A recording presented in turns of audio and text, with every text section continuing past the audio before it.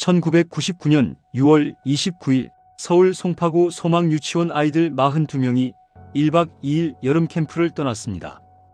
6월 30일 새벽 0시 30분 301호에서 불꽃이 튀었습니다.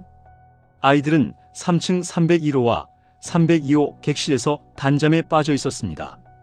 정확한 원인은 여전히 밝혀지지 않았지만 단 20분 만에 건물 전체가 화염에 휩싸였고 301호에서 잠들어 있던 18명의 소망유치원 아이들과 래프팅 강사 3명, 마도초등학교 교사 1명, 이랜드 유치원생 1명까지 총 23명의 소중한 생명이 영영 돌아오지 못했습니다. 오늘 우리는 그 아이들을 기억하며 다시는 이런 일이 일어나지 않도록 다짐하는 마음으로 그날의 이야기를 조심스럽게 되돌아보겠습니다. 시랜드 청소년 수련원은 1998년부터 운영을 시작한 민간시설이었습니다. 경기도 화성군 서신면 100m의 한적한 해안가에 자리 잡고 있었죠. 표면적으로는 청소년 수련원이라는 그럴듯한 이름을 달고 있었지만 실상은 매우 위험한 임시 건축물이었습니다. 화재가 발생한 시동 건물은 콘크리트로 지은 1층 건물 위에 52개의 컨테이너를 얹어 2층에서 3층 객실을 만든 구조였습니다. 서류상으로는 철근 콘크리트와 철골조 일반 건축물로 등록되어 있었지만 실제로는 얇은 철판의 목재와 샌드위치 패널로 외벽을 마감한 임시물이었습니다. 가장 큰 문제는 화재에 극도로 취약한 자재들이었습니다. 스티로폼, 목재 등 인화성이 강한 물질이 단열재로 사용되었고 샌드위치 패널은 화재 시 유독가스를 내뿜으며 급속히 연소됩니다. 건축 전문가들은 이런 컨테이너 구조물을 사람이 숙박하는 시설로 쓰는 것은 매우 위험하며 특히 어린이들이 이용하기에는 절대 부적합하다고 지적했습니다. 더욱 심각한 것은 화재 안전시설의 부재였습니다. 화재 경보기는 오작동을 우려해 꺼둔 상태였고 소화기들은 10년 이상 된 노후품으로 속이 비어 있었습니다. 스프링클러는 아예 설치되지 않았으며 소화전은 고장이 나서 물이 나오지 않는 상태였습니다. 1999년 6월 29일 화요일 아침 서울 송파구 소망유치원 아이들 42명이 설레는 마음으로 캠프를 떠났습니다. 만 3세부터 6세까지의 아이들과 원장을 포함한 인솔교사들이었습니다. 시랜드에 도착한 아이들은 즐거운 시간을 보냈습니다. 물놀이를 하고 레크리에이션을 즐기며 다음날 래프팅을 할 계획에 들떠 있었습니다. 저녁이 되자 아이들은 3층 객실에 배정되었습니다. 301호에는 18명, 302호에는 24명이 나뉘어 들어갔고 원장과 인솔교사들은 301호 맞은편 314호에 투숙했습니다. 아이들은 친구들과 함께 자는 것이 즐거워 늦은 시간까지 수다를 떨며 행복해했습니다. 그 누구도 몇 시간 후 일어날 비극을 예상하지 못했습니다. 1999년 6월 30일 새벽 0시 30분 301호 객실에서 첫 번째 불꽃이 일어났습니다. 컨테이너 구조의 샌드위치 패널이라는 최악의 조합으로 불길이 급속도로 번져나갔습니다. 샌드위치 패널은 스티로폼 등 가연성 물질을 얇은 철판으로 감싼 구조로 화재 시 맹독성 가스를 내뿜으며 순식간에 타오릅니다. 새벽 0시 35분경 301호 전체가 화염과 연기로 가득 찼습니다. 18명의 아이들은 잠에서 깨어 공포에 떨었지만 문을 열 수 없었고 창문으로 탈출하기에는 너무 어렸습니다. 새벽 0시 40분 화재를 발견한 관장이 소리쳤습니다. 불이야! 그 순간 여러 교실에서 선생님들이 뛰쳐나왔습니다. 하지만 가장 많은 희생자가 발생한 301호 맞은편 314호에서는 아무도 나오지 않았습니다. 목격자들의 증언이 일치했습니다. 314호에서는 사람이 전혀 나오지 않았어요. 소망유치원 인솔교사들은 314호에서 회의를 하고 있었다고 진술했습니다. 하지만 화재 발생 시 가장 가까운 거리에 있으면서도 왜 아무도 나타나지 않았을까요? 나중에 밝혀진 충격적 사실. 인솔교사들은 회의가 아닌 회식을 하고 있었습니다. 술에 취해 제대로 대응하지 못했던 것입니다. 18명의 아이들이 불길에 갇혀 도움을 부르짖을 때 그들을 지켜야 할 어른들은 어디에 있었을까요? 301호에 함께 있었던 선생님은 단 한 명도 없었습니다. 화재 발생 1시간 후인 새벽 1시 41분, 시랜드 관계자가 비로소 119에 신고했습니다. 당시 화재 지역은 무선 통신 난청 지역이었고 시랜드까지 전화선이 제대로 연결되지 않아 신고가 늦어졌습니다. 신고를 받은 오산 소방서는 현장에서 70km나 떨어진 곳에 있었습니다. 어째서 이렇게 멀리 떨어져 있었냐면 당시 화성군 전체를 오산 소방서에서 담당했기 때문입니다. 화성군청마저 오산시에 있었을 정도로 오산이 화성의 중심지였지만 동편에 치우쳐 있었고 사고 장소는 화성 서쪽 끝이었습니다. 가장 가까운 남양 소방파 출소도 30km 거리에 있었지만 정규 소방관이 단 한 명뿐이었습니다. 계속 인원 충원 보고를 올렸지만 상부에서 묵살되었고 결국 시랜드 참사로 이어진 것입니다. 소방차들은 10년이 넘은 노후 차량이 대부분이었고 135마력에 불과해 꼬불꼬불한 농촌 비포장 도로에서는 40km 안팎의 속도밖에 낼 수 없었습니다. 새벽 1시 41분 오산 소방서에 신고가 접수되었습니다. 출동 지시를 받은 소방관들의 마음은 무거웠습니다. 시랜드까지 70km면 강동구에서 인천공항 가는 거리잖아. 게다가 고속도로가 아닌 꼬불꼬불한 농촌 비포장도로였습니다. 제발 빨리 가자. 소방관들이 간절히 외쳤지만 현실은 냉혹했습니다. 사이렌을 울리며 달려도 시속 40km가 한계였습니다. 무전기 너머로 들리는 절망적인 상황들. 불길이 너무 빨라요. 아이들이 갇혀 있어요. 하지만 아무리 급해도 물리적 거리는 어쩔 수 없었습니다. 40여 분을 달려 현장에 도착했을 때 이미 골든타임은 한참 지나 있었습니다. 신고 접수 40분 후인 새벽 2시 21분경 오산 소방서 구조대가 현장에 도착했습니다. 소방차 20여 대와 소방관 70여 명, 경찰 250여 명이 출동했지만 마지막 관문이 남아 있었습니다. 수련원으로 가는 길이 중형 승용차 한 대가 겨우 지나갈 정도였고 반대쪽 도로에는 사유실하며 철조망과 쇠말뚝이 쳐져 있었습니다. 소방차는 아예 진입할 수도 없었습니다. 구조대원들이 301호에 진입했을 때는 이미 늦었습니다. 18명의 아이들이 문 앞에 쓰러져 있었고 대부분 일산화탄소 중독으로 의식을 잃은 상태였습니다. 구조대원들은 한 명씩 밖으로 옮겨 심폐소생술을 시행했습니다. 헬리콥터까지 동원되어 아주대병원, 인천길병원 등으로 이송했지만 일산화탄소 중독의 정도가 너무 심했습니다. 구급대원들은 아이들을 안고 밖으로 나오면서 정말 마음이 아팠고 이렇게 작은 아이들이 왜 이런 일을 당해야 하는지 이해할 수 없었다고 밝혔습니다. 결국 301호에 있던 18명의 소망 유치원생 전원과 래프팅 강사 3명, 마도 초등학교 교사 1명, 이랜드 유치원생 1명까지 총 23명이 목숨을 잃었습니다. 새벽 3시부터 경기도 일대 병원들이 비상사태에 들어갔습니다. 응급실 간호사들은 그런 어린 아이들이 한꺼번에 실려온 건 처음 봤고 의료진들이 모두 눈물을 글썽이면서 치료했다고 증언했습니다. 가장 가슴 아픈 것은 부모들의 도착이었습니다. 새벽에 급히 달려온 부모들이 병원에 몰려들었습니다. 우리 아이는 어디 있나요? 살아있나요? 절규하는 부모들의 목소리가 복도에 울려 퍼졌습니다. 희생자 아버지들은 병원에 도착해서 응급실을 찾았는데 우리 아이가 산소 마스크를 쓰고 누워있는 모습을 보며 괜찮다고 계속 말했지만 마음은 무너져 내렸다고 회상했습니다. 새벽 시간대부터 안타까운 소식들이 전해지기 시작했습니다. 23명 모두 회생 불가능한 상태였습니다. 부모들은 믿을 수 없다는 표정으로 아이들을 바라봤습니다.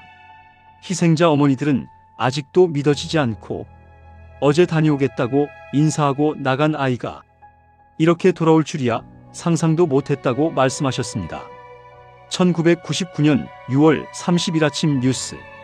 경기도 화성의 시랜드에서 화재가 발생해 어린이 19명과 교사 4명이 숨졌다는 앵커의 침통한 목소리가 전국 가정에 울려 퍼졌습니다. 그 순간 온 국민이 경악했습니다. TV 앞에 앉은 모든 부모들이 눈물을 흘렸습니다. 시청자들은 뉴스를 보는데 눈물이 멈추지 않았고 우리 아이와 비슷한 나이의 아이들이 어떻게 이런 일이 일어날 수 있는지 이해할 수 없었다고 증언했습니다. 다음날 7월 1일 모든 신문 일면이 시랜드 화재로 도배되었습니다. 19명 어린이 참변 컨테이너 건물의 비극이라는 제목이 국민들의 가슴을 미어지게 했습니다. 특히 작은 관에 누운 아이들의 모습은 차마 볼 수 없을 정도였습니다. 기자들은 취재하면서 정말 많이 울었고 그렇게 작은 아이들의 모습을 보니 기사를 쓰는 것도 힘들었다고 밝혔습니다. 전국 곳곳에서 추모 물결이 일어났습니다. 어린이집, 유치원마다 묵념 시간을 가졌으며 아이들도 시랜드 친구들을 위해 기도하자며 함께했습니다. 시민들이 자발적으로 꽃과 편지를 들고 현장을 찾았습니다. 추모 시민들은 내 아이와 같은 나이의 아이들이니까 가만히 있을 수가 없었고 꽃이라도 한 송이 바치고 싶었다고 말했습니다. 1999년 7월 2일 국립과학수사연구소 브리핑룸 사고 발생단 3일 만에 급작스런 발표가 있었습니다. 화재 원인은 301호실의 모기향 불이 가연성 물질에 접촉하여 발화한 것으로 판단됩니다. 국과수 관계자의 단호한 목소리가 울려 퍼졌습니다. 하지만 불과 하루 전까지만 해도 원인 규명에 2개월에서 3개월이 소요될 것이라고 했던 그들이었습니다. 유족들은 의구심을 품었습니다. 왜 이렇게 빨리 결론이 났을까? 정말 모기향 하나로 23명의 생명이 사라진 걸까? 4일 후인 7월 6일 한국화재보험협회가 나섰습니다. 똑같은 조건으로 재현 실험을 했습니다. 모기향을 피운 채 이불과 신문지를 놓고 2시간 동안 바람을 불어넣었지만 불은 붙지 않았습니다. 7월 9일 MBC PD수첩도 같은 실험을 했지만 결과는 마찬가지였습니다. 과연 진실은 무엇이었을까요? 모기향 원인 발표에 대한 의혹이 커지는 가운데 수원지방검찰청과 화성경찰서가 본격적인 진상조사에 나섰습니다. 조사 결과 시랜드의 실체가 낱낱이 드러났습니다. 시랜드는 처음부터 문제투성이 시설이었습니다. 콘크리트 1층 위에 52개 컨테이너를 올린 임시 건물을 서류상으로는 철근 콘크리트 일반 건축물로 등록해 놓았습니다. 더욱 충격적인 것은 화성군 공무원들과의 유착 관계였습니다. 군수를 포함한 화성군청 일부 공무원들이 시랜드 관계자들과 결탁하여 각종 불법을 묵인했던 것입니다. 한 화성군 공무원은 양심 고백을 했습니다.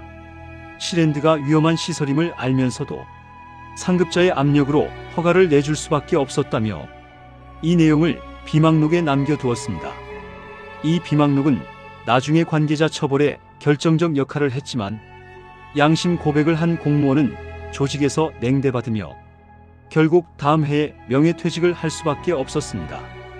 국정감사에서 드러난 문제점들은 더욱 심각했습니다. 화재 경보기는 고의로 차단되어 있었고 10년 이상 된 빈 소화기들이 그대로 방치되어 있었습니다. 소화전은 고장이 나서 물이 나오지 않았으며 스프링클러는 아예 설치되지 않았습니다. 비상계단과 방화문도 제대로 갖춰지지 않았고 무엇보다 화재에 극도로 취약한 샌드위치 패널 등 위험한 자재가 대량으로 사용되었습니다. 이 모든 것들이 이미 여러 차례 지적되었지만 제대로 개선되지 않았던 것입니다. 건축 안전 전문가들은 시랜드 같은 건물에서 화재가 나면 대형 참사가 날 수밖에 없고 특히 어린아이들처럼 대피 능력이 떨어지는 경우엔 더욱 위험하다고 경고했습니다. 23명의 어린 생명이 어른들의 무책임과 탐욕으로 희생된 것이었습니다. 2000년부터 시랜드 화재 관련자들에 대한 재판이 시작되었습니다. 하지만 최종 판결은 유족들을 더욱 분노하게 만들었습니다. 최종 판결 결과는 참담했습니다. 시랜드 원장에게는 징역 5년과 벌금 500만 원이 선고되었습니다. 소망유치원 원장은 금고 4년을 받았고 해님반 선생님은 징역 1년 6개월의 집행유예 2년이 선고되었습니다. 화성군청 강 과장도 징역 1년의 집행유예 2년을 받았지만 나머지 관련 공무원들은 모두 혐의 없음으로 전원 무죄 판결을 받았습니다.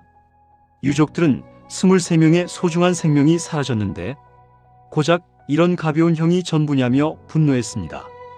우리 아이들의 목숨이 그렇게 가벼운 것이냐는 절규가 법정에 울려 퍼졌습니다. 특히 관리 감독을 해야 할 공무원들 대부분이 솜방망이 쳐버리거나 아예 무죄를 받은 것에 대해 시민단체들은 이래서는 제2, 제3의 시랜드 참사를 막을 수 없다고 비판했습니다. 민사소송도 진행되었습니다. 유족들이 국가와 화성시를 상대로 손해배상을 청구했으며 관리감독 소홀의 책임을 물었습니다. 하지만 법정에서의 다툼이 유족들의 상처를 더 깊게 만들었습니다. 재판 과정에서 고인들을 모독하는 발언들도 나왔으며 23명의 어린 생명에 대한 예의조차 지켜지지 않았습니다. 결국 1999년 8월 10일 유족들은 더 이상 버틸 수 없어 배상 책임에 대한 권리를 경기도와 화성군청에 위임하는 것으로 합의했습니다. 제대로 된 진상 규명도 없이 끝나버린 것입니다. 시랜드 참사 이후 정부는 전면적인 제도 개선에 나섰습니다. 23명의 희생이 헛되지 않도록 하려는 노력이었습니다. 청소년 수련 시설의 안전 기준이 대폭 강화되었고 시랜드 참사 6년 후인 2005년에야 청소년활동진흥법 시행령이 제정되어 청소년 수련원에서 샌드위치 패널 사용이 금지되었습니다. 하지만 이것도 2005년 이후 신축 건물에만 적용되었습니다. 다중이용시설의 용도 변경 시에는 엄격한 안전 기준이 적용되게 되었으며 어린이가 이용하는 시설에는 별도의 강화된 기준이 마련되었습니다.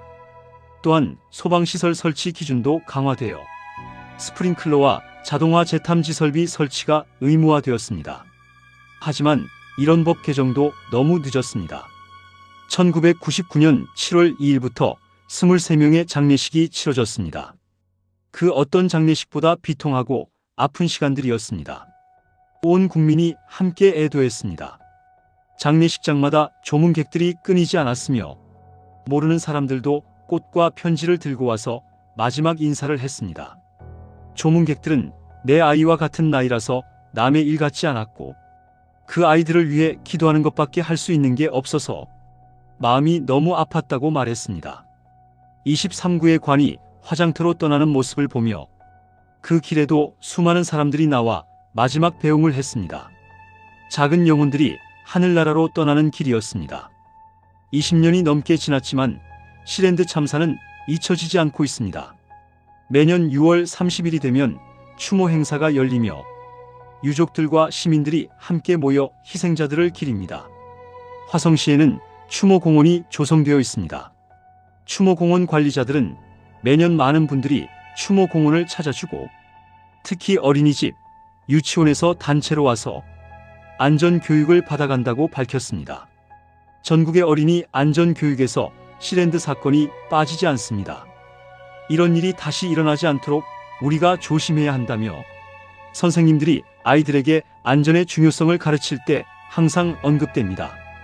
어린이집 원장들은 신입교사 연수 때마다 시랜드 사건을 교육하고 안전이 얼마나 중요한지 우리의 책임이 얼마나 무거운지 알려준다고 말했습니다.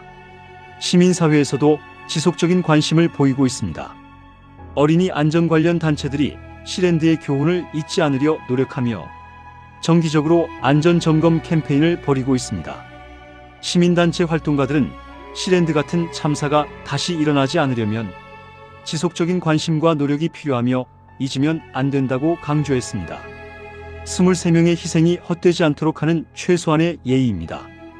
2022년 3월 MBC 실화탐사대 취재진이 시랜드 참사 현장을 찾았습니다. 그곳에서 충격적인 모습을 발견했습니다. 23명이 숨진 그 자리에 대형 식물원 카페가 들어서 있었습니다. SNS에서는 핫플레이스라며 사진이 쏟아져 나왔습니다. 하지만 더욱 충격적인 사실이 있었습니다.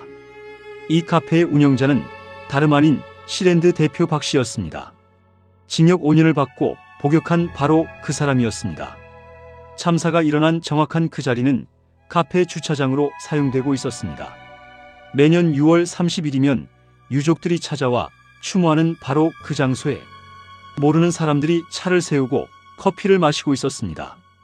실화탐사대 기자가 물었습니다. 이곳이 시랜드 참사 현장인 걸 아시나요? 박 씨의 딸은 되레 화를 냈습니다. 그래서 안 쓰고 있습니다. 근데 왜 그러시죠? 박 씨의 아내는 더욱 충격적인 말을 했습니다. 해도 너무하시네요. 23년이 지났지만 반성은 없었습니다. 여전히 피해자인 양 행동하고 있었습니다. 이것이 대한민국이 시랜드 참사로부터 얻은 교훈의 현주소였습니다. 1999년 6월 30일 새벽 23명의 작은 천사들이 하늘로 떠났습니다. 만 3세부터 6세까지 꽃보다 아름다웠던 아이들이었습니다. 그들은 짧은 생을 마감하면서도 우리에게 소중한 교훈을 남겼습니다. 안전의 중요성, 어른들의 책임, 생명의 소중함을 일깨워 주었습니다. 시랜드 참사는 우리 사회를 바꿨습니다.